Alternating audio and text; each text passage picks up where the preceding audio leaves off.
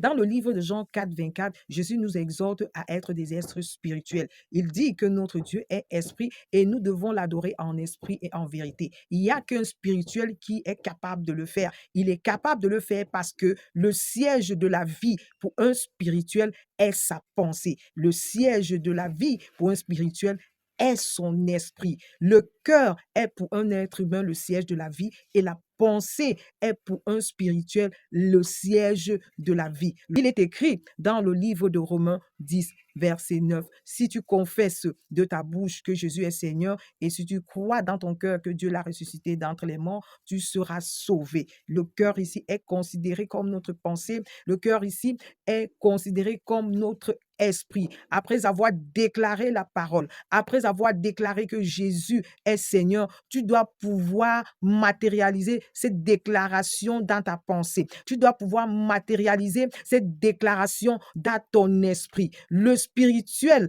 a dans son esprit, dans ses pensées, ces cinq sens se retrouvent dans ses pensées, ces cinq sens se retrouvent dans son esprit. Il ne fait rien sans son esprit, il ne fait rien sans sa pensée. Pourquoi? Parce que c'est à partir de sa pensée, c'est à partir de son esprit qui fait venir à l'existence les choses qui n'existent pas. Rien que par la parole, il est impossible pour toi de faire venir à l'existence ce qui n'existe pas. Ce n'est qu'en passant par ta pensée, ce n'est qu'en passant par ton esprit que tu es capable de faire venir à l'existence ce qui n'existe pas. Le spirituel est celui-là qui construit, qui bâtit son existence à partir de son esprit. Shalom.